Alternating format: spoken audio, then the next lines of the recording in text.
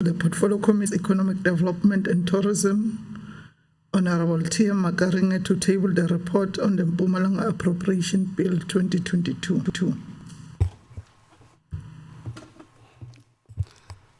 Thank you, Honorable Speaker. On behalf of the Portfolio Committee, I rise to request the House to adopt the Mpumalanga Appropriation Bill.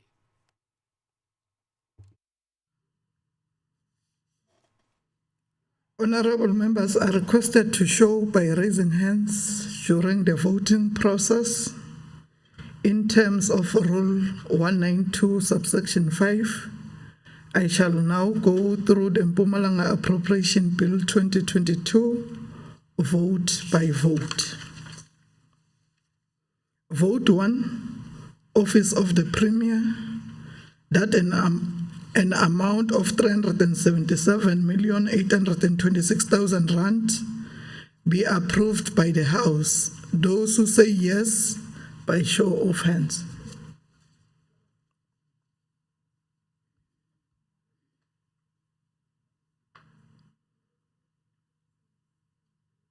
Those who say no, by show of hands.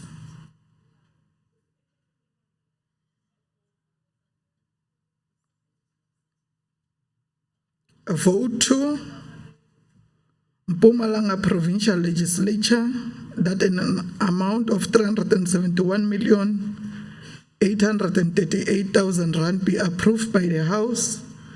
Those who say yes, by show of hands.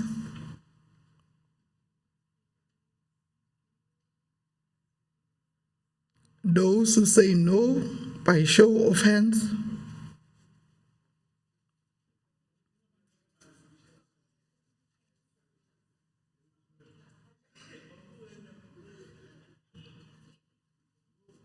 Vote 3, Provincial Treasury, that an amount of 566,548,000 rand be approved by the House. Those who say yes, by show of hands.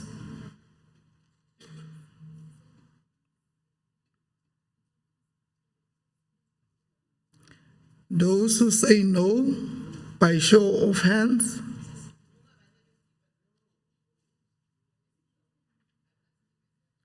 Vote 4, Department of Cooperative Governance and Traditional Affairs, that an amount of 690,284,000 rand be approved by the House. Those who say yes, by show of hands.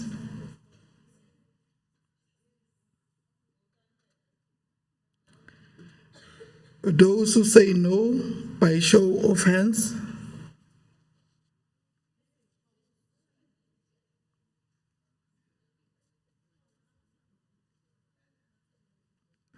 Vote 5, Department of Agriculture, Rural Development, Land and Environmental Affairs, that an amount of 1,289,518,000 rand be approved by the House. Those who say yes, by show of hands.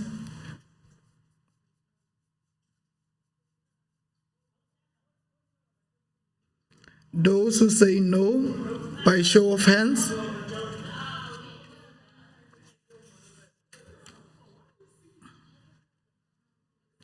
Vote 6, Department of Economic Development and Tourism, that an amount of 1,743,847,000 rand be approved by the House. Those who say yes, by show of hands.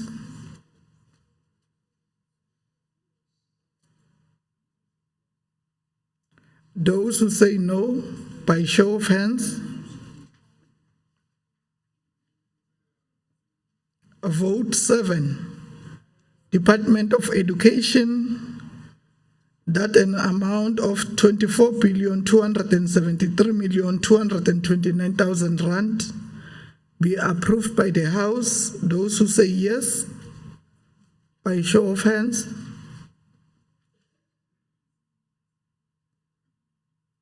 Those who say no, By show of hands.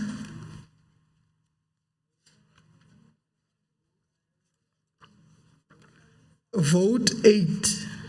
Department of Public Works, Roads and Transport, that an amount of 4,993,301,000 rand be approved by the House. Those who say yes, by show of hands.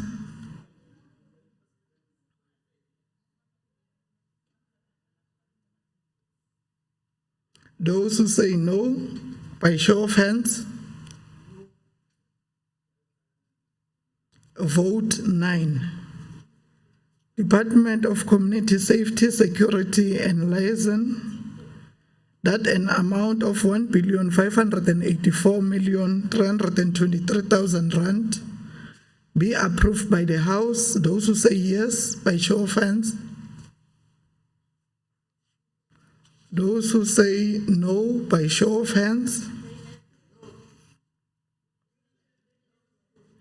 Vote 10.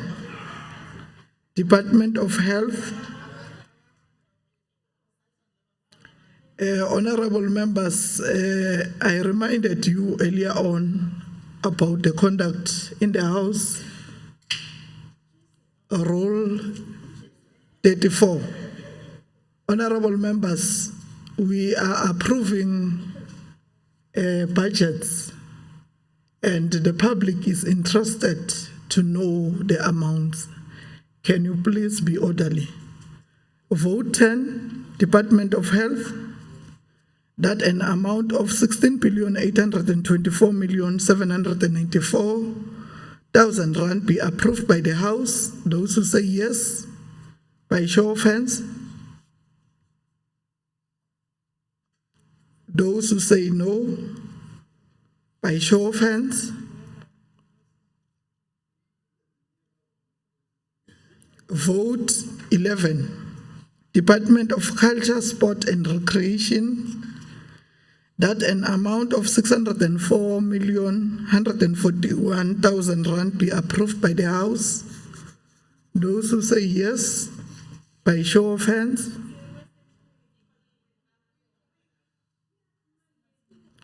Those who say no, by show of hands.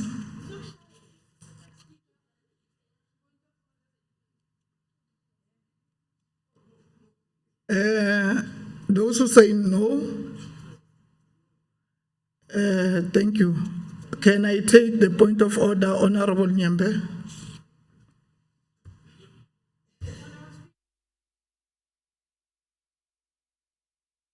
Would you please ask her to go out because he's causing the trouble in this house?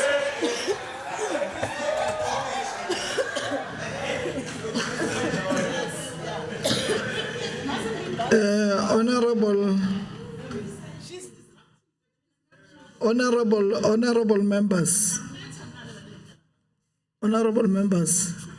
can you please be orderly?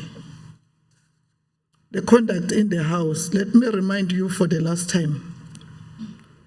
Rule 34, subsection 12.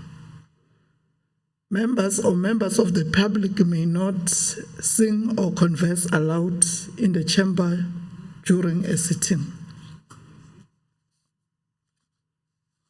Vote 12, Department of Social Development, that an amount of 1,616,230,000 rand be approved by the House. Those who say yes, by show of hands.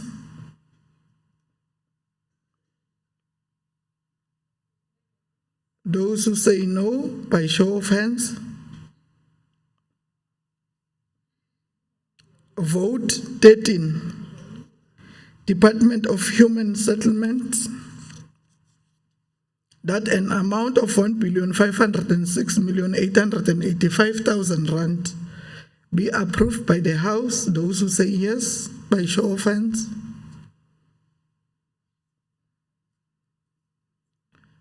Those who say no, by show of hands.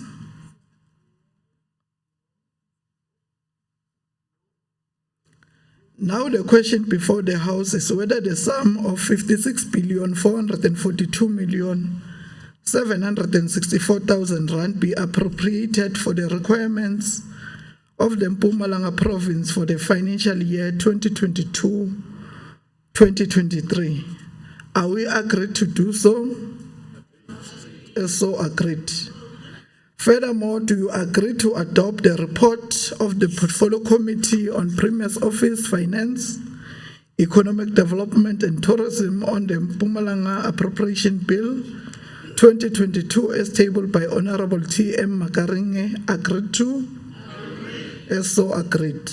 The Secretary shall read the fifth order of the day.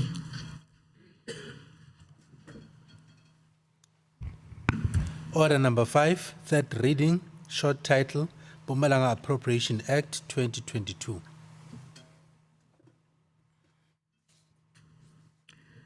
The Secretary shall read the sixth order of the day. Order number 6, questions for oral reply to the members of the Executive Council.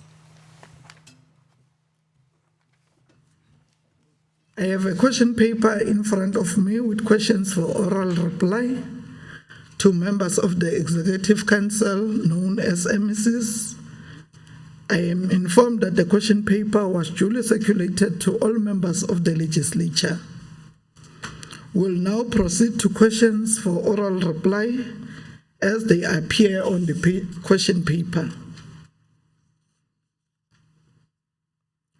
The question standing over from the sitting of the 6th May 2022. The first will be from Honorable W.L. Weber from the Freedom Front Plus to ask the MEC for Agriculture, Rural Development, Land and Environmental Affairs. I will call upon the Honorable MEC to respond to the questions raised by Honorable Weber. Thank you very much, Honorable Speaker. The questions from Honorable Weber is as follows. Updates on appropriated land in Mpumalanga. Can the Honorable MEC please answer the following questions? How many farms have been expropriated in Mpumalanga since 2001? The answer is as follows. Only 2 farms have been expropriated in Mpumalanga since 2001. Question 2, Roman figure 2, please provide a list of names of all the farms that have been expropriated and please provide feedback with the success rate of these farms with regards to production. The answer is as follows. Portion 8 and 46, Sanford 291 KU. The Sanford Community Trust has tasted some measures of success in the production of subtropical fruits. Portion 5, 7, 8, 28, 30, 31, 49, and R/E of the Farm Avontir 725 JT. The Avontir portions have been transferred to Ndwandwa Community Trust, but the farms are not productive due to leadership disputes in court. Roman figure 3, how many of these farms have been redistributed to new recipients? And please provide the list of expropriated farms that are linked to large chain stores like ShopRite, Spar, and Boxer. The answer is as follows. Both portions of Sanford are transferred to Sanford Community Trust, who claimed the land, and all portions expropriated in Avontir are transferred to Ndwandwa Community Trust. None of these properties are linked to any large chain store. Roman figure 4, allegations of bribery by department officials have surfaced over the last 3 years, where recipients or lessons or lessors of expropriated farms were asked to pay large amount and administration cost of their leases will not be renewed. Has the department investigated these allegations? If yes, what actions were taken against the official who asked for or received bribes from farmers? If not, what measures of control will the department put in place to ensure that officials do not exploit farmers for bribes? The answer: the department is not aware of these allegations. The properties are assets of the communities to which they were transferred. The department will, however, appreciate further details on the matter before instituting a proper investigation. Roman figure 5, how will the department ensure that developing farmers are protected against criminals such as 9 people who were arrested in Tonga for allegedly stealing 28 million from a trust that was meant for farmers to assist with machinery, financing, and irrigation system? The answer: the department depends on law enforcement agencies to handle crimes of this nature, and communities are encouraged to report such. Thank you, Honorable Speaker.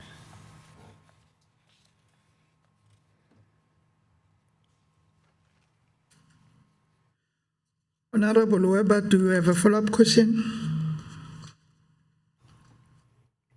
Are there follow-up questions from other honorable members?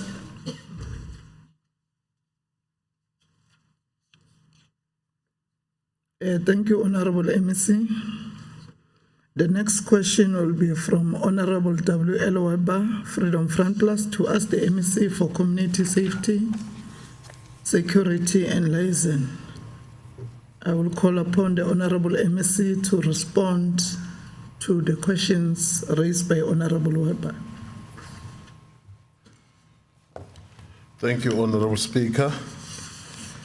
The outstanding question from Honorable Weber says, with regard to poor performance of the White River Police Station, City of Mbombela Local Municipality, the question is, does the White River Police Station conform to the RAG formula in terms of requirements as to how many civilians one SAPS members is responsible for?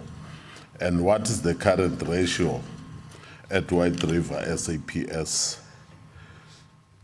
If not, elaborate why.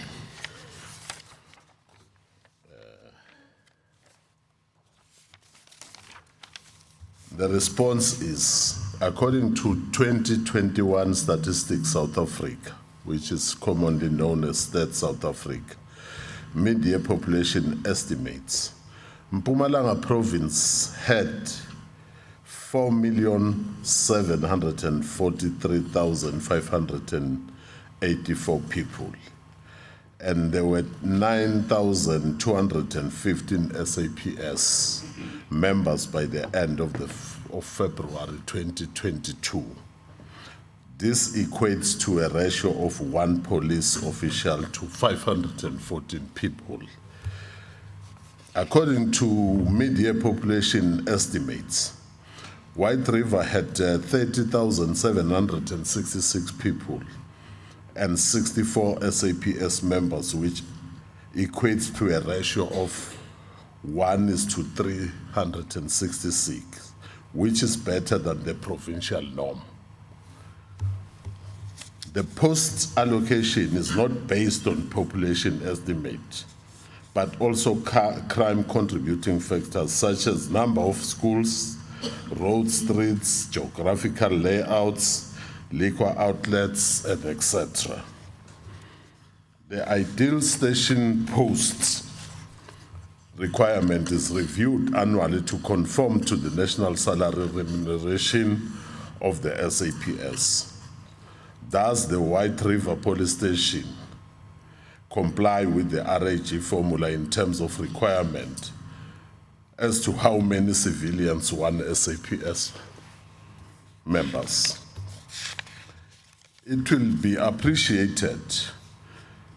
If a note could be taken of the population of White River that has grown exceptionally over the last few years, with inclusion of Msholo's informal settlement, as well as numerous new estates in and around White River. Second question, what is the exact number of operational vehicles and personnel required to service each sector in White River? This includes the full strength of service, the actual number of personnel, as well as minimum number of required vehicles versus the actual number of operational vehicles. The MEC must also please determine the reason for the number of operational vehicles being less than the required number. This includes the vehicles that have been grounded for many years. And the response is, the post allocation at White River Police Station, Municipal, is 46 posts, and the actual allocation is 48, which is above the required allocation, meaning we have +2. For detectives, it's 16, and the actual number is 17, which is +1. And for the support staff, it's 21, and the current allocation is 19, which is -2. Although there are shortages in some of the components, the station is above the allocation with one official from the ideal number of 84. The vehicle allocation is dependent on the actual number of personnel in the station and the budget allocation. The norm is that 4 officers are allocated to one vehicle at Municipal section, 2 officials to one vehicle in the detectives unit, and 12 officials at support to one vehicle. Currently, there are 20 vehicles at the station distributed as follows: 12 vehicles to Municipal, 7 at detectives, 1 at support. In the 2021-2022 financial year, 4 vehicles were boarded because they are no longer serviceable anymore, and 1 vehicle was allocated to Municipal. Budget availability is limiting the full provision of vehicles. Then question number 3, are priority meetings between the relevant stakeholders in the area being held to address safety issues? And please elaborate on the safety suggestion and guidelines discussed during these meetings. Well, the response is, PolSec's meetings are taking place every Wednesdays, and CPFs and sector meetings are held monthly.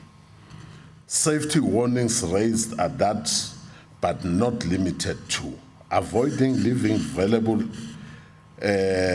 items in parked vehicles and parked vehicles in public spaces, keeping gates closed, keeping windows closed in attended rooms, and avoiding walking in poorly light areas.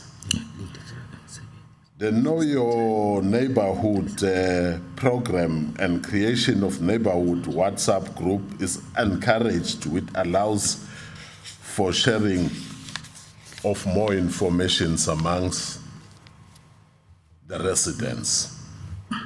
Members of the public claim that the station has a low arrest ratio and that officers on duty are reluctant to assist the public with opening cases.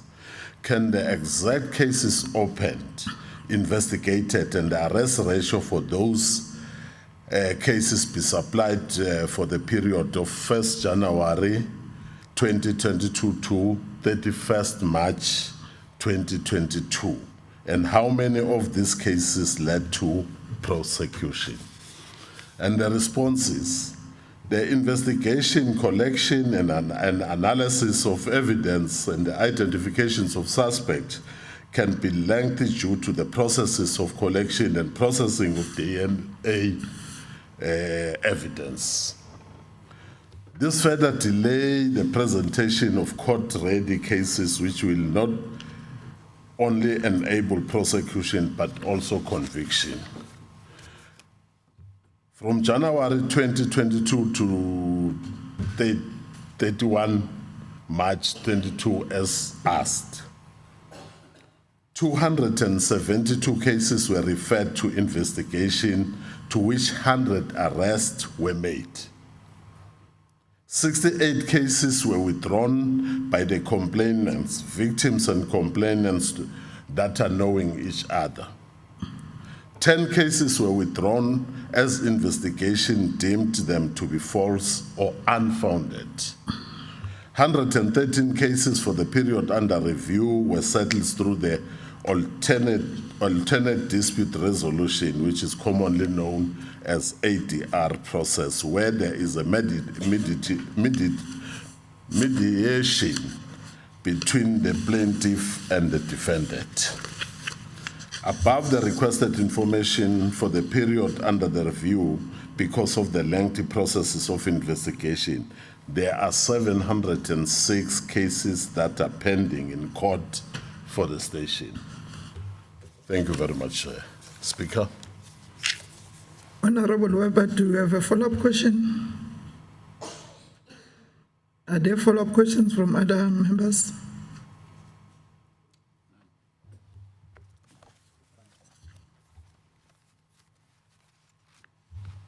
Let me remind the House about the Rule 104. The reply to a question is limited for 15 minutes, and members of the Executive Council may not use more than 10 minutes. For reply, that's allowing members 5 minutes for follow-up questions. We'll proceed to the next question, which is from Honorable Evim Lombo from the ANC to ask the MEC for community safety, security, and liaison. I will call upon the Honorable MEC to respond to the questions raised by Honorable Mlombo. Thank you very much, Speaker, once more. Registration and licensing is a provincial function that was delegated to local municipalities many years ago when the cabinet took a decision to rescind the then delegated function from all those municipalities that failed to honor the agreement. And the question is, considering the above, can the honorable member explain to this House that how many municipalities in the province were given the above-mentioned functions? And the response is, registration and licensing function was delegated to 18 local municipalities in the province, meaning that it was given to all municipalities in the province of Mpumalanga. Do we have any officials from the department that were moved? If so, how many? And the response is, no officials were moved to the municipalities when the function was assigned to local government. Is the Honorable MEC aware that the system sometimes goes offline at Mbombela and White River Licensing Center, which consequently means that application will never be processed? And the answer is yes.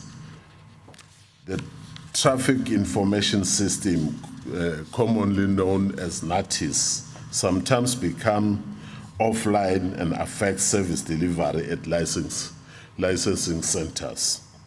The biggest challenge is the live enrollment unit, which had more downtime. The downtime of the live enrollment unit is caused by the theft of cables, while the other is caused by ineffectiveness of the system.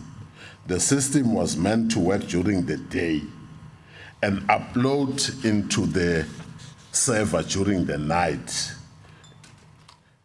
All information captured are happening during the day.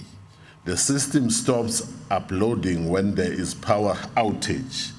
Resume uploading during the next working day.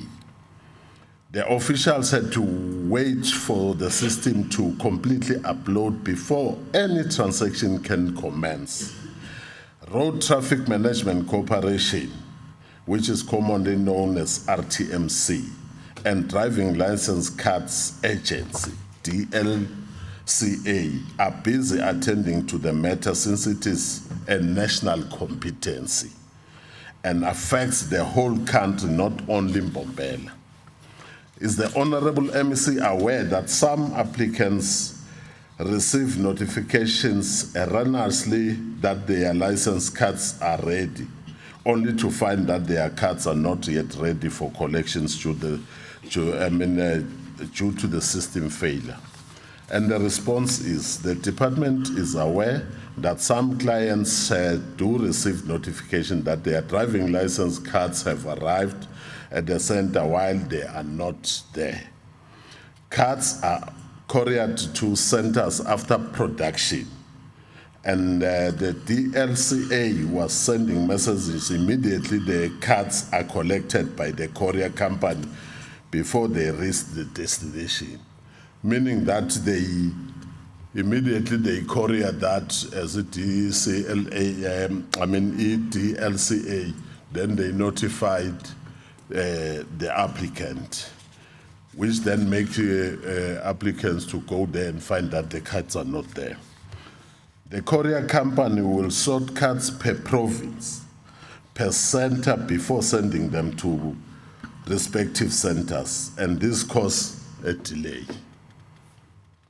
The matter has been reported to the DLCA since it's creating unnecessary conflict between the officials and the center, and the clients coming to collect the cards when they are not there.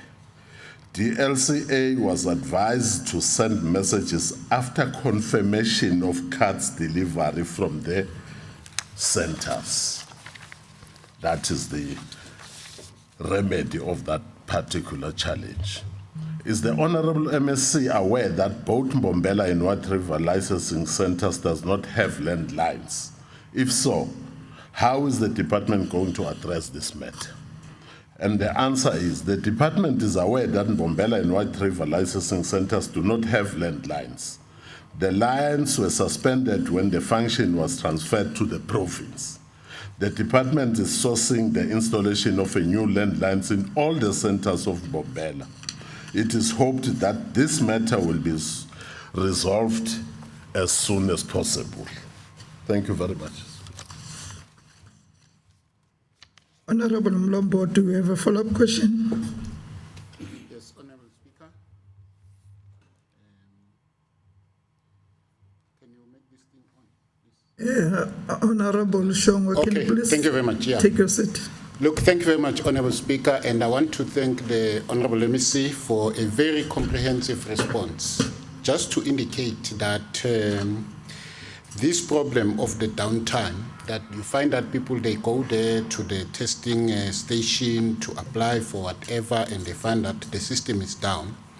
The Honorable MEC says that it's because of cable theft, but equally so, the Honorable MEC says that this system is not a provincial competence, it's a national competence.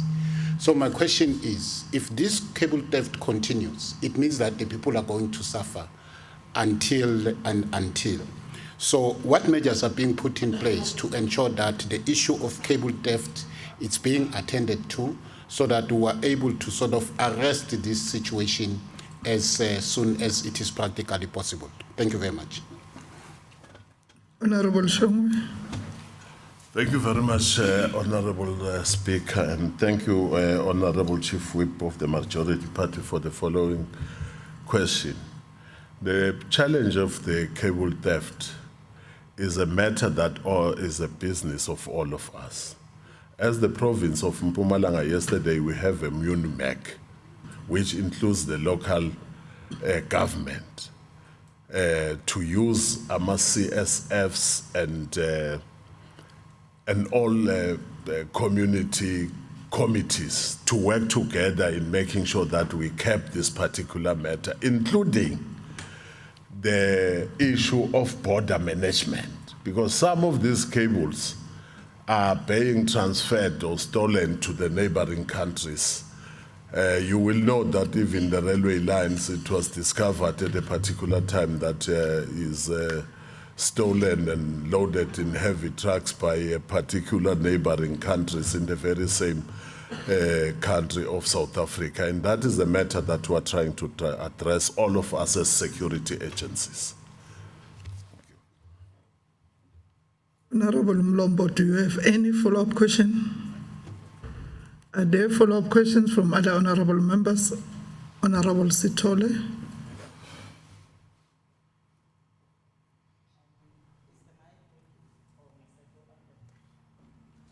On a wrong one. This one comes on if you want. Oh, there it's on. Thank you very much, Honorable Speaker, and thank you, Honorable MEC.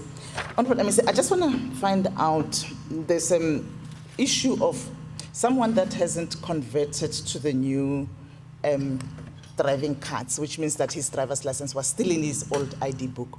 So when he went to renew, they said, no, you must now retake it because you did not convert before. So he retook it, did everything, passed on the 6th of June.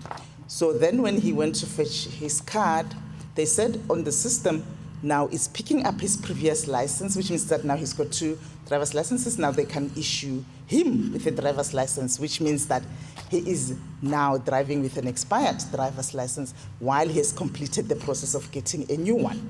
So I am not sure how the systems are linked or not linked because now on the system, as I say, he's got 2 now, but they can issue him with a card, the one that he just completed, which creates then a lot of frustration for residents because he was required to do a new one. He has followed everything, he has passed. I don't know if there's a solution to that. Thank you very much.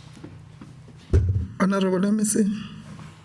No, thank you very much, Speaker, and thank you very much, Mhlonishwa, for raising that particular issue. I think it's an individual and a very special case. I will request that the honorable member maybe give me the details and the place of that particular person so that I can forward him to the relevant officials, because it's a technical and administrative matter which needs the attention of those special people that are dealing with that particular. Is there any follow-up question from other honorable member? Thank you, Honorable MEC. We'll proceed to the next question, which is from Honorable RJ Sithole from the Democratic Alliance to ask the MEC for Social Development. Honorable MEC, over to you to respond to the issues raised by Honorable Sithole.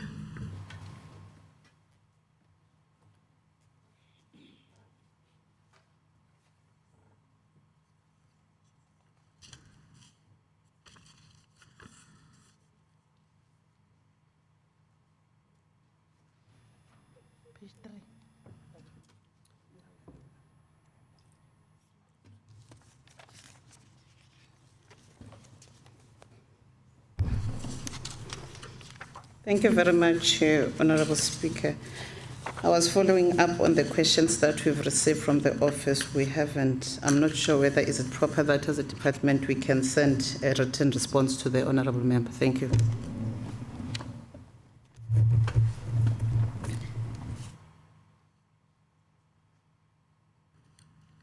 Thank you very much, Honorable MEC. Can you please give us the written response within 10 days so that it must be put on the ATC?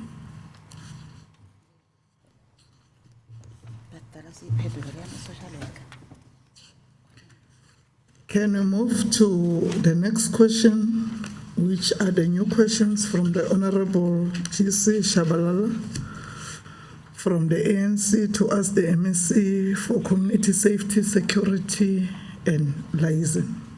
Honorable MEC, over to you.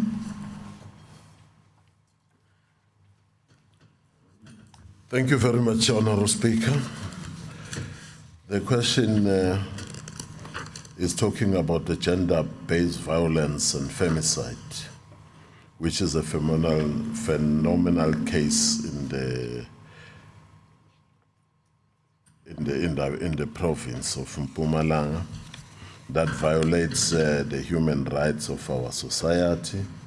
And she is referring to a number of incidents where women were shot and murdered allegedly by one of the women's boyfriends at Kanyamazane, which is concerning. And the direct question is, can the Honorable MEC shed some light on the role that the department and the government are playing to curb the scourge of gender-based violence and femicide? And the response is, the province is implementing the integrated 365 days of activism of no violence against women and children, which integrates the National Strategic Plan on Gender-Based Violence and Violence, which was developed by the Department of Women, Youth and Persons with Disabilities and the Department of Social Development in 2021. The SAPS in the province has 15 specialized family violence, child abuse and sexual offences units who handle sexual-related offences and investigate all other forms of crime pertaining to gender-based violence and femicide. All police stations within the province offer a victim-friendly service, and all new recruits since 2017 have been trained in terms of victim support and handling of domestic violence and sexual-related offences to prevent secondary victimization. Some police stations work directly with the non-governmental organizations, the Department of Social Development and volunteers to provide counseling and support to victims of crime. What are the intersectoral strategies employed to ensure that whatever is being done to deal with the gender-based violence yield positive results, especially at community level? And the answer is, the province is implementing the integrated crime violence prevention strategy, focusing on the following pillars. 1, early interventions in preventing crime. 2, victim support intervention. 3, effective and integrated service delivery. 4, active public and community participation. Communities participate in crime prevention, especially gender-based violence, to create awareness of these crimes, change beliefs and perceptions, and equip members of the community with skills and knowledge on how to avoid falling prey to criminals. This includes not only reaching out to those who are the most vulnerable as well as the disenfranchised, but also to school children as part of the school safety strategy. Awareness campaigns targeting men have resulted in a so-called Men for Change in the province, as well as Be a Man Enough initiatives, both of which aim to alter attitudes and perceptions amongst other men and encourage their participation against the occurrences of crimes against women and children. Izimbizo and other community engaging programs such as Imimemo are conducted at local community level to address gender-based violence with the full participations of the House of Traditional Leaders and other community leaders. Does the government or department conduct an impact assessment of such programs or interventions to deal with the scourge of gender-based violence? The answer is the impact of the implemented programs in the short term is monitored on daily and weekly basis via a crime combating forums, which are established by a national, provincial, district, and police station level, and making the necessary adjustments to address the contributory factors. The Office of the Premier is encouraging departments to evaluate their programs in line with the National Provincial Evaluation Plan. The department is in the process of initiating processes to formally evaluate its implemented programs, which will be a scientific process to ascertain whether the implemented programs achieve the intended results. If yes, briefly explain what is the impact assessment provides. And if no, how do you measure the impact of such programs? And the answer is the short-term impact based on the 2021-2022 crime statistics is showing that gender-based violence and femicide cases are on the increase. And this will require that all sectors of society must join hands to deal with this pandemic.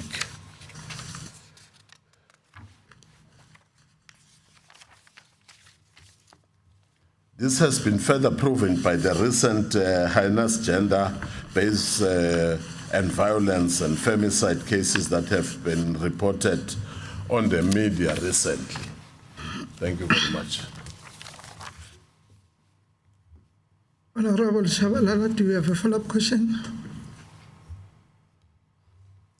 Thank you, Honorable Speaker. Honorable Speaker, must appreciate that the MEC responded accordingly to all the questions, but also to emphasize to the MEC that please, the department must ensure that all the friendly victim centers are functional. Reason being, we have a voice, crying voice from the other gender, which is a male, that they are not comfortable to go to our police stations to report cases because they're being laughed, mockery and all that. So we'd want them also to be accommodated in those friendly victim centers. Thank you. Honorable MEC. No, thank you very much, Honorable Speaker. That is noted.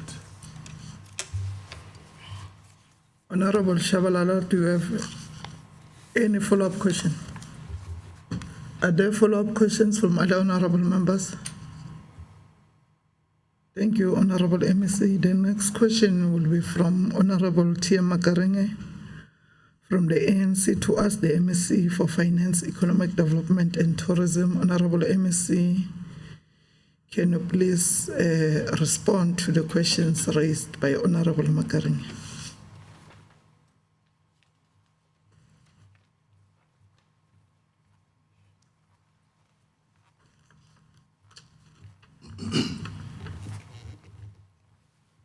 Thank you very much, Honorable Speaker. The Honorable Tim Makaringe, ANC, to ask the MEC for Finance, Economic Development and Tourism.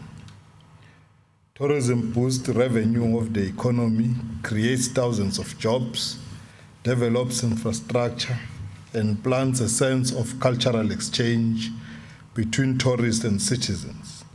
The recent tourism in Indaba has been hailed as an overwhelming success. Based on the above, may the Honorable MEC reflect on some of the new developments the province embarked upon during the tourism in Indaba. In response to that, the Africa Travel Indaba creates a platform from which tourism businesses market their products to the potential buyers from different countries at once. As a result, no new developments except that the province has had to reactivate the following marketing initiatives in order to increase the tourist numbers to Mpumalanga and the region. The province, in partnership with the South African Tourism, exposed a total of 34 tourism SMMEs to the potential buyers at the 2022 Africa Travel Indaba in Durban. Those SMMEs had an opportunity to market their products to both domestic and international markets who participated at the Indaba. We have also reactivated the Thailand initiative, which seeks to promote the region as a destination of choice.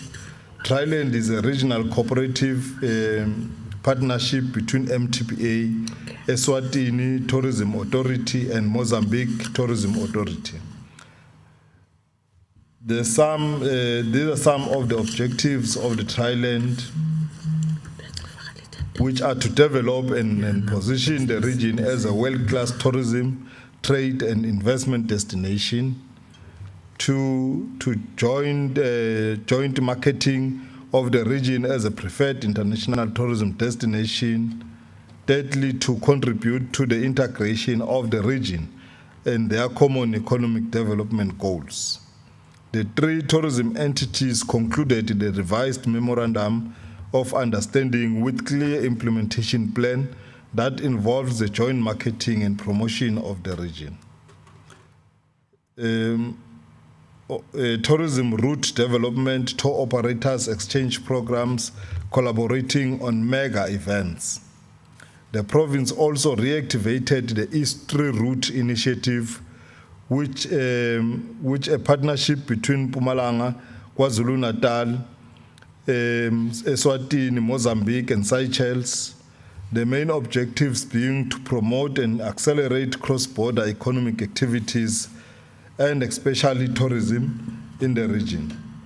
The initial parties, which were KZN, Eswatini, and Mozambique, involved in the East-Tree Route, signed an MOU in September 2011. Seychelles and Mpumalanga were accepted as formal partners to the East-Tree Route in 2014 and 2016 respectively. There are 4 components of the East-Tree Route initiative. The first one being the investment component, the expedition component, the legacy projects components, and lastly, the empowerment component. The parties in 2022 signed a declaration of intent to revive the initiative, and the technical task team tasked with the responsibility to finalize the MOU, which will be signed during 2022. Other engagements with the Asian market during Africa's travel in Indaba has resulted in Mpumalanga products being packaged by the key Asian tour operators, and the Asian markets are fast emerging markets in the world. The next question, can the Honorable MEC briefly shed some light on how the province will benefit from the tourism in Indaba held recently at KwaZulu-Natal? The 34 tourism products owners had an opportunity to interact with key market buyers and buyers from 55 different countries that the province exposed them to at the Africa Travel in Indaba. Out of their engagements with the potential buyers, some products made follow-ups post the Indaba to ensure that they keep constant contact for future decision-making to visit their products. The benefits may not be realized immediately, but the Indaba served as a wonderful platform for future increase of the tourist numbers visiting Mpumalanga, tourism products for leisure and business purposes. The third question, to what extent did the province stakeholders who participated during the tourism in Indaba consider the aspiration of the Mpumalanga Economic Reconstruction and Recovery Plan? Most of the Mpumalanga stakeholders engaged during the Africa Travel in Indaba were encouraged by the government's initiative to revive tourism during COVID-19 and post-COVID-19 through the Mpumalanga Tourism Recovery Plan.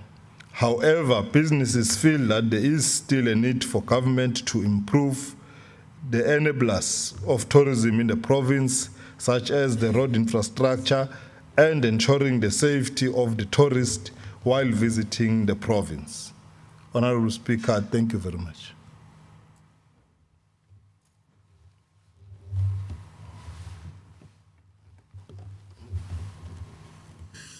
Honorable Makaranga, do you have a follow-up question? No, thank you very much, Honorable Speaker. I don't have further questions. Are there follow-up questions from other honorable members? Thank you, Honorable MEC. The next question is from Honorable Jesse Shabalala from the ANC to ask the MEC for cooperative governance and traditional affairs. Over to you, MEC, to respond to the questions raised by Honorable Shabalala.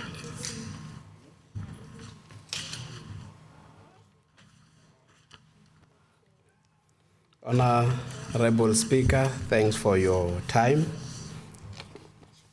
If I was part of the speakers that today were given an opportunity to engage, I was going to get into the interpretation of Bosatana by the Honorable Becky and the Honorable R.J. Sitol. was going to introduce another concept, Bomgodoi, so that we discuss here. Thanks for your time, Honorable Speaker, to respond to questions that was asked by Honorable G.C. Shabalala, member of the ANC, to the MEC for Cooperative Governance and Traditional Affairs. The research has shown that several areas of our municipalities within the province are staying without water for many days. That include, amongst other areas, Kinross, in Govenbeki, Pinar, Chochocho, Kanyamazana, and Tokozweni in Bombela municipality. What kind of capacitation is given to the officials in key positions in order to improve delivery of the much needed service by our communities? The response is that the department participates in the recruitment of senior managers in municipalities to ensure that qualified and competent officials are appointed in key positions for service delivery. In terms of the new regulations, which are going to be implementable as from the 1st of July, for also junior officials, we are also obliged to ensure that junior officials that are appointed are also competent. They must meet all the requirements of the positions that they are appointed for. Although the observation of researchers is accurate over the years, we have, however, seen an increase in access to basic services, especially on water supply, across our municipalities, despite the challenges of inconsistency and interruption on water supply due to vandalism and illegal connections. This has been achieved, Madam Speaker, because the department always provides technical support to municipalities to ensure that service delivery is improved. The Provincial Project Management Unit has been established in the province also to assist, to give support to our municipalities through the capacitation of their technical support. The department initiated the establishment of PPMU in partnership with the Development Bank of South Africa with the aim of capacitating municipalities.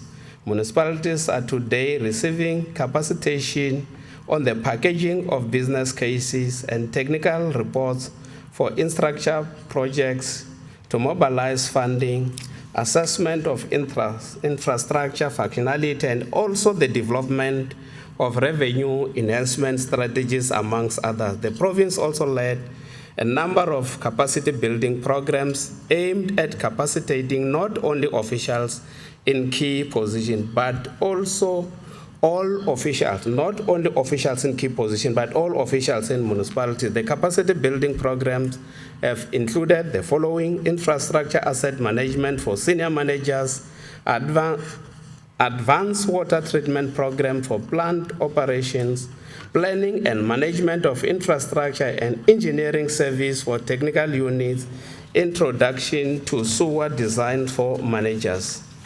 Recently, the department has hosted training of municipal officials responsible for technical services, in particular project management, on the implementation of municipal infrastructure grant. In addition, the department, working with Municipal Infrastructure Support Agency, has deployed young professionals in engineering and planning to capacitate technical and planning departments of municipalities. The department is also monitoring the municipalities to adopt and implement work skills plans that respond to the capacity needs of municipalities. Our municipalities were also advised to set aside 8% of their budget for maintenance, and 75% of their budget is set aside for water and sewage projects.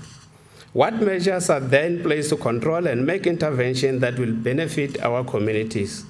This is how we are responding. Madam Speaker, we are aware of the challenges in Kinross located within Govenbeki Municipality, in Pinari, Chochocho, Kanyamazana, and Tokozweni, located within Bombela Municipality. The integrated municipal support plans and municipal support and intervention plans are measures in place to assist the department in monitoring municipal performance on intervention implemented to address service delivery challenges. Madam Speaker, on the issue of KINROS, we have budgeted close to 20 million to deal with the bulk pipe to supply KINROS areas approved and registered for implementation by the municipality on this financial year. Madam Speaker, this is an indication that our monitoring and support measures are making an impact on service delivery challenges. We should also state that the issue of unreliable water supply in Pinari, Chochocho, Kanyamazana, and Ntokozweni within the city of Mbombela municipality will soon be resolved.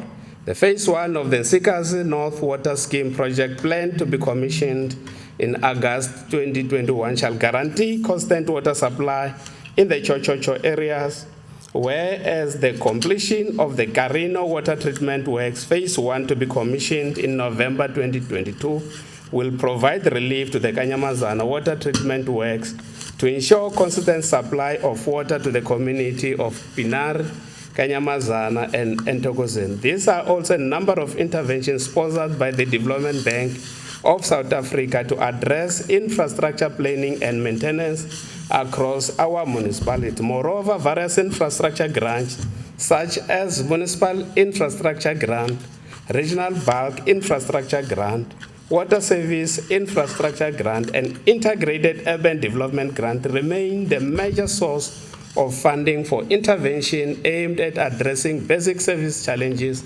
across our municipalities.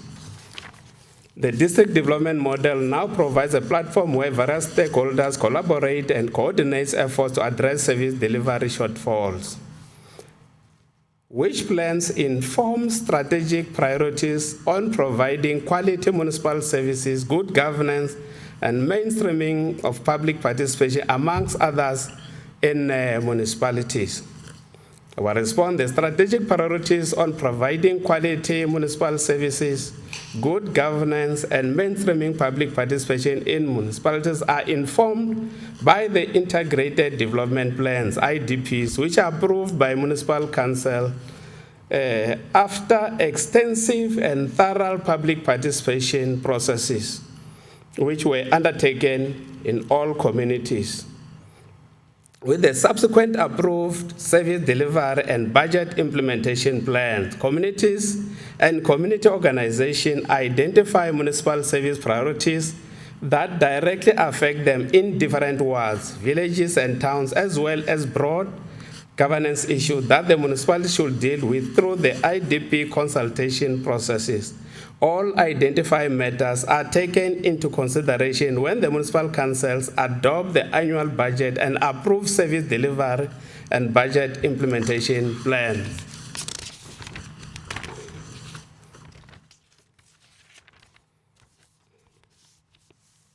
The department is also implementing the integrated municipal support plans, which focuses on key performance areas that seek to address specific challenges in municipalities.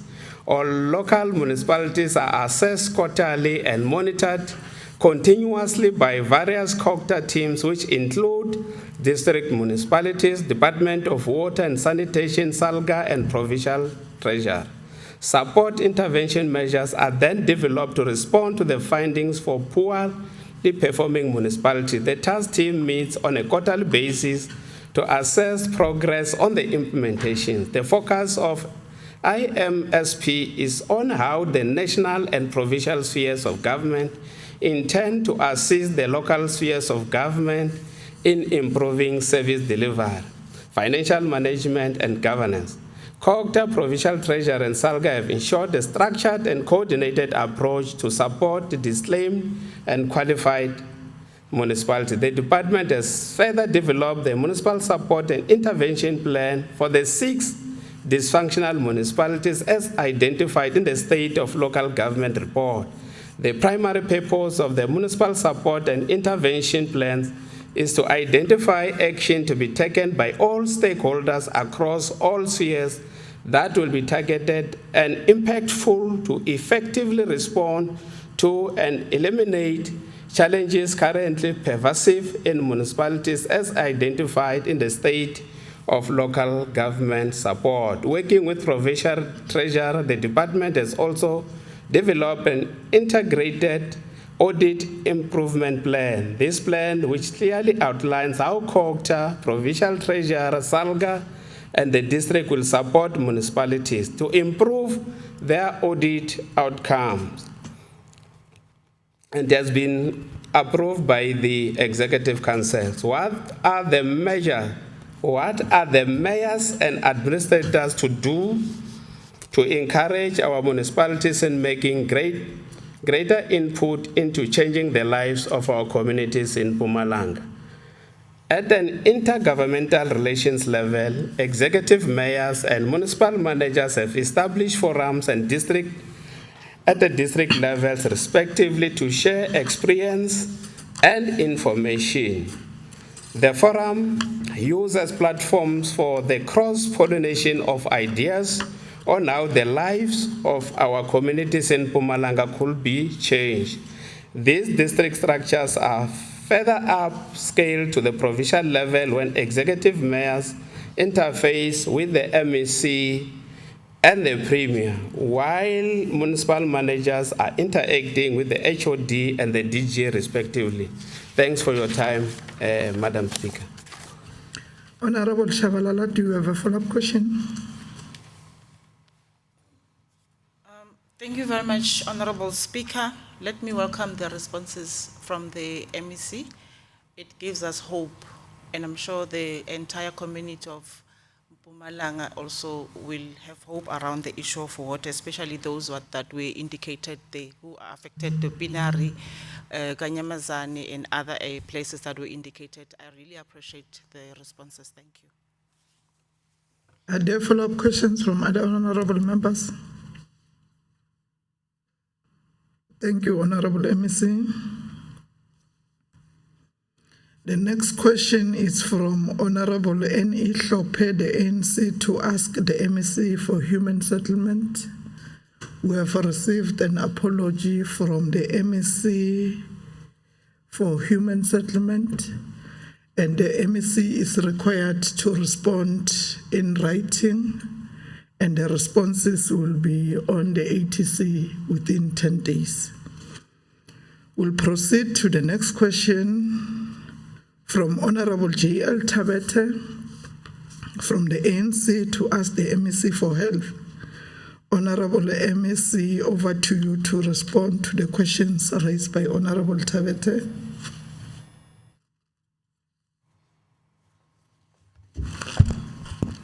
Thank you very much, Honorable Speaker. The question from Honorable J.L. Tabete of the ANC. Latest research findings reveal that there is a shortage of medical supplies, mainly at our hospitals, by the provincial depot. Part of the reasons are outsourcing of the operations at the depot, leadership vacuum, especially the vacancy of the pharmaceutical manager, and stealing of medical supplies. The first question is, what seems to be the main reason for the shortage beside the ones mentioned above? The average stock availability of essential items at the depot has increased to 87%, and stock availability per category is as follows: ARVs 89%, TB medication 94%, chronic medication, which is your diabetes, hypertension, antipsychotics, to name a few, is 93%, API vaccines 100%, medicine 80%, surgical sundries. The percentage availability is attributed to the following in terms of the percentage that we have indicated above. The second question, when last did the department have a permanent pharmaceutical manager, and for how long has been someone acting in that position? The permanent pharmaceutical manager's post is still active on system, and the manager remained employed. However, manager was formally requested not to attend his workplace or engage in any work-related activities until the investigation by the Special Investigation Unit are concluded. And the acting manager on the pharmaceutical manager's post started in March 2021 to date. So there is an acting manager there. The third question, when will the pharmaceutical manager post be filled? As I've indicated, the fulfillment of the pharmaceutical manager's post will be determined by the outcome of the investigation by the SIU. What informed the decision to outsource the services at the depot instead of using its own employee within the department?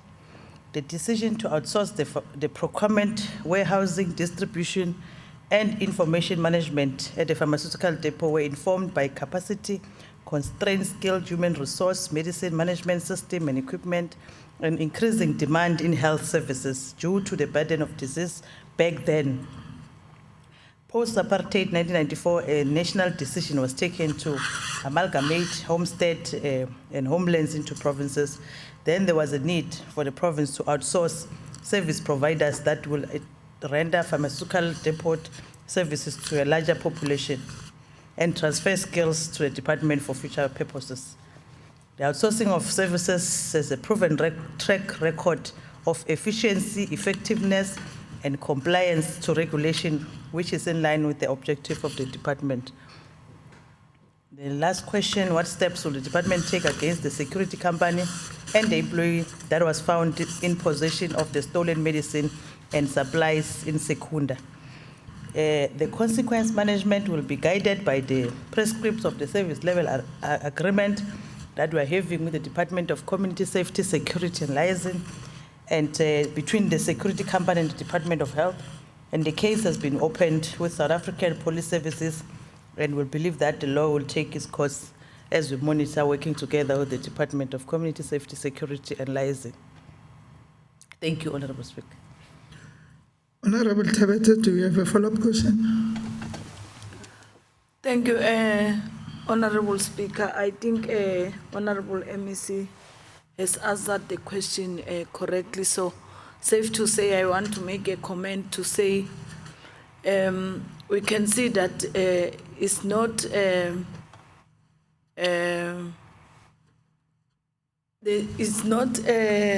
what I can say. The problem is not with the depot. The problem is with the institution of health. They are failing to order the medicine in time, firstly. Second, I think the issue of doing the orders manually is delaying the process. So during the budget speech, MEC alluded that they will put a new system that can assist to get the distribution very quickly. So I think the new system is going to assist to make sure that every facility get the medicine in time. So I think we will request the speedily process in that regard, because the budget is already there, Honorable MEC. Are there follow-up questions from other honorable members? Thank you, Honorable MEC. The next question is from Honorable Evim Lombo from the ANC to ask the MEC for community safety, security and liaison. Honorable MEC, over to you to respond to the questions by Honorable Lombo. It is your day today. Yeah, no, thank you, Speaker. I'm earning my salary. No, thank you very much, Honorable Speaker. Honorable Nombo is saying in August 2021, a police vehicle while patrolling at night around Tonga police area, NAS, was ambushed with a hail of bullets, resulting in a loss of life for one police officer.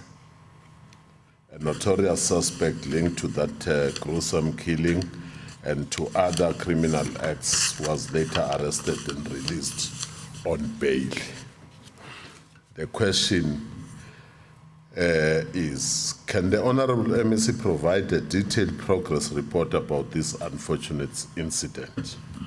And the response is, I would like to convey my heartfelt condolences to the families, colleagues, and to the officers that were involved in the ambush at Block C in the Tonga Police Precinct. It must be noted that killing of officers on duty is tantamount to treason. That is why, as a department, we are living with the adage that says, wabulali poisa, wabulali umphakathi. And we have implemented various advocacy programs against the killing of police officers. Referring to the Block C ambush, a criminal case of murder and attempted murder was registered at DOB, and the case number is 66 of the 8th month 2021. A comprehensive investigation was conducted by the detectives comprising of task team at provincial, district, and police station level.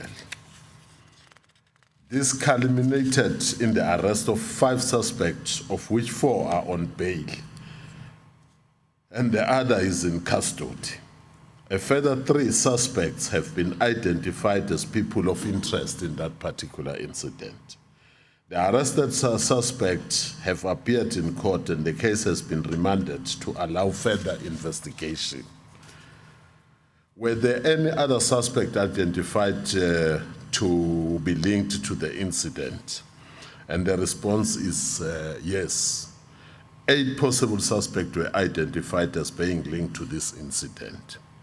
5 suspects were arrested, and the whereabouts of the 3 suspects are currently still unknown.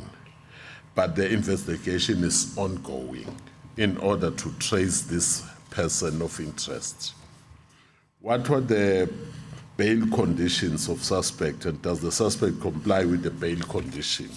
And the responses: of the 5 suspects arrested, 4 were released on bail of 3,000 rand each. The bail condition required that the accused must report to the nearest police station on Monday and Friday every week. All the 4 are complying with their bail conditions as we are speaking. And 1 of these accused is still in the custody. What kind of professional counseling was given to the other officers who were with the deceased? And the response is, the SAPS Employee Health and Wellness Services were activated immediately following the incident to provide debriefing, psychological, and grief counseling services to the officers. Social workers were also on hand to assist all members and colleagues affected with counseling sessions, and the same service was extended to the families of all the directly affected families who were ambushed on that particular day. Thank you very much. Thank you, Honorable MEC. Honorable Mlombo, do you have a follow-up question? Thank you very much, Honorable Deputy Speaker. I must indicate that police are our only hope as the member of the public. If police becomes vulnerable to criminals and hooligans, then it becomes a problem. There has been an incident, apart from the Tonga incident, there has been an incident, if I'm not mistaken, Honorable MEC Kwamhlanga, where a police station was invaded by criminals, and the police were, their weapons were, they were disarmed, their weapons were taken. So this matter is becoming serious in Mpumalanga. And I want to ask the MEC, what are the measures that are being put in place, apart from Tonga incident? What are the measures that are put in place to ensure that the police are accordingly armed and are safe from these criminals? Thank you. Thank you, Honorable MEC. Mbonge Somlomo, Deputy Somlomo, umbuzo, noma follow-up question ebuya kumhlonishwa Chief Whip Majority Party. Kuyiqiniso lokho kwesibili kwenzekanga kwamhlanga kwenzeke eKwaGafontein. Siyile no Lieutenant General Manamela lapha seyokwenza assessment ukubuka ukuthi kahle kahle kwenzeke njani ukuthi kugcine kudisarm amaphoyisa athathelwe izibhamu yigebengu. Kukhona ke ama observation esiwenzile no Lieutenant General Manamela. Kungena nama team amaningi kakhulu lapha to do ma investigation. As sikhuluma nje kuna 3 yama suspects akhona khona lapha ejele. Omunye wakhona wokubuya kwelinye izwe lasePakistan, abanye bala South Africa. Leyo case isa investigator. Lieutenant General Manamela usafuna ukubheka ke ukuthi ezokuphepha kuleya police station yayi besisesimeni esifanele yini nokuthi onke ama police station ethu eMpumalanga ahlale njalo ayibhekile lento. Nikhumbuleke bahlonishwa ukuthi sakhelene neMozambique, sakhelene neSwaziland nabo Zimbabwe.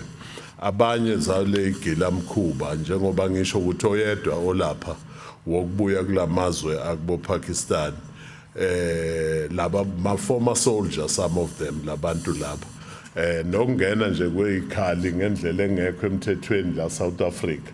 Ku empower zona le gebengu zigcine zenza zonke lezi zinto ezingekho kodwa ke MEC le bengiyo 2 weeks ago no minister wamaphoyisa ubaba uBheki Cele sikhulume ukuthi akahlangane nabazakwabo at national level uminister we South African Defence Force no minister we Home Affairs ukuthi siqinise lento yamaborder lamaborder avaleke kwangempela sikwazi ukuthi uma sidila ngecrime nemanagement yecrime in the province sidila ngayo ngalabo balaphakathi. Siyabonga.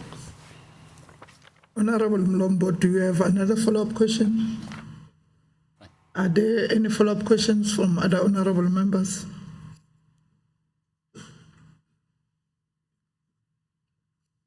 Thank you, Honorable MEC. That brings us to the end of the questions. The Secretary shall read the 7th order of the day. Order number 7, consideration of reports of the Portfolio Committee on Premier's Office, Finance, Economic Development and Tourism. 7.1, 2021-22, 4th Quarterly Performance Report, Department of Economic Development and Tourism. 7.2, 2021-22, 4th Quarterly Performance Report, Mpumalanga Economic Growth Agency. 7.3, 2021-22, 4th Quarterly Performance Report, Mpumalanga Tourism and Parks Agency. 7.4, 2021-22, 4th Quarterly Performance Report, Office of the Premier.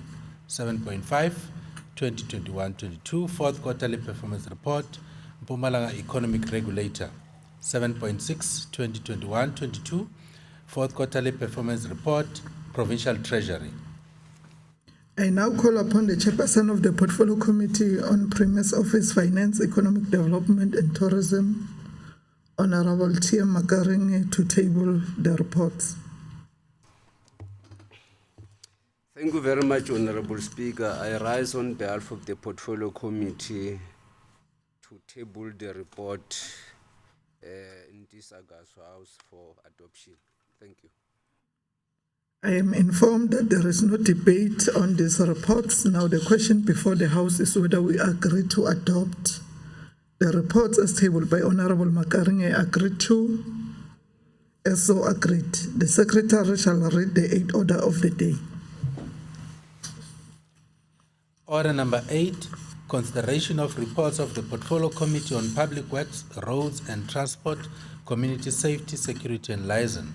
8.1, 2021-22, 4th Quarterly Performance Report, Department of Community Safety, Security and Liaison, 8.2, 21-22, fourth quarterly performance report, Department of Public Works, Roads and Transport.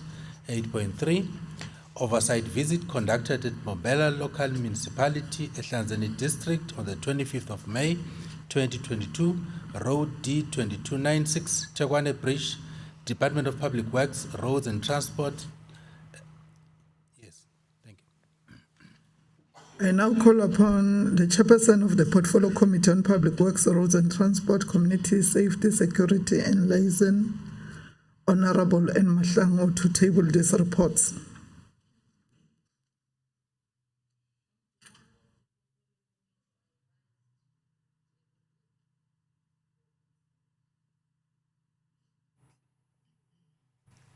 Honorable Mahlangu, can you please repeat?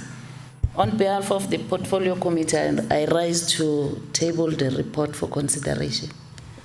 I am informed that there is no debate on these reports. Now the question before the House is whether we agree to adopt the reports as tabled by Honorable Mahlangu. Agreed to? As so agreed. The Secretary shall read the ninth order of the day. Order number 9, consideration of reports of the Portfolio Committee on Health and Social Development. 9.1, 2021-22 fourth quarterly performance report, Department of Health. 9.2, 2021-22 fourth quarterly performance report, Department of Social Development. I now call upon the chairperson of the Portfolio Committee on Health and Social Development, Honorable P.S. Ngomane, to table the reports.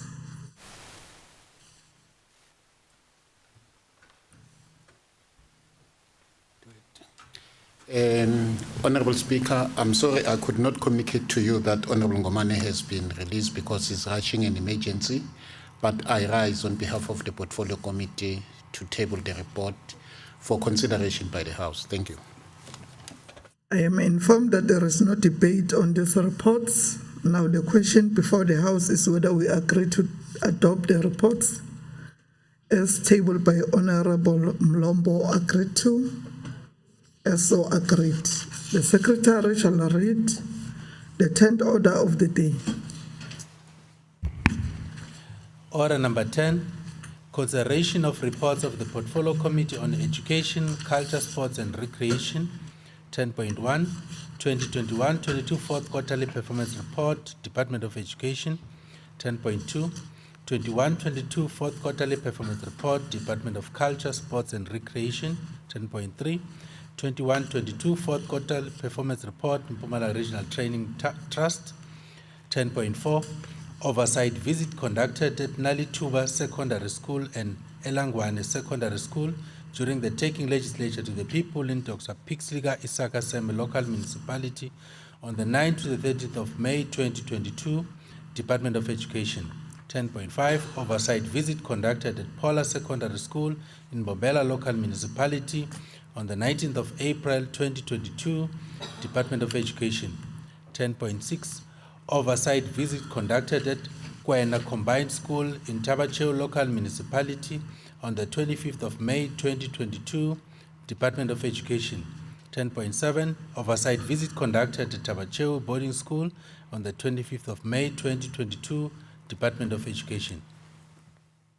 We have received an apology from the Honorable G.P. Mashiko. I will now call upon the Honorable Tia Makaringe on behalf of the Portfolio Committee on Education, Culture, Sport and Recreation to table these reports. Honorable Speaker, as you have said, I'm standing here on behalf of the Portfolio Committee to table the report for the House for the consideration for the adoption. I am informed that there is no debate on these reports. Now the question before the House is whether we agree to adopt the reports as tabled by Honorable Tia Makaringe. Agreed to? As so agreed. The Secretary shall read the 11th order of the day. Order number 11, consideration of reports of the Portfolio Committee on Human Settlements, Cooperative Governance and Traditional Affairs. 11.1, 2021-22 fourth quarterly performance report, Department of Human Settlements. 11.2, 21-22 fourth quarterly performance report, Department of Cooperative Governance and Traditional Affairs. 11.3, oversight visit conducted at Vuguzake, Dr. Pixliga Isaka Seme local municipality on the 10th to 11th May 2022, Department of Human Settlements. 11.4, oversight visit conducted at Kharsiband district on the 10th, 11th, and 12th of May 2022, Department of Cooperative Governance and Traditional Affairs. 11.5, oversight visit conducted at the Hlanzeni district on the 19th of April 2022, Department of Cooperative Governance and Traditional Affairs. I now call upon the chairperson of the Portfolio Committee on Human Settlement, Cooperative Governance and Traditional Affairs, Honorable Jesse Shabalala, to table these reports. Thank you very much, Honorable Speaker. Ngisukuma cela indlu kuthi vume lama report njengaloku afonziwe. Ngiyabonga. I am informed that there is no debate on these reports. Now the question before the House is whether we agree to adopt the reports as tabled by Honorable Jesse Shabalala. Agreed to?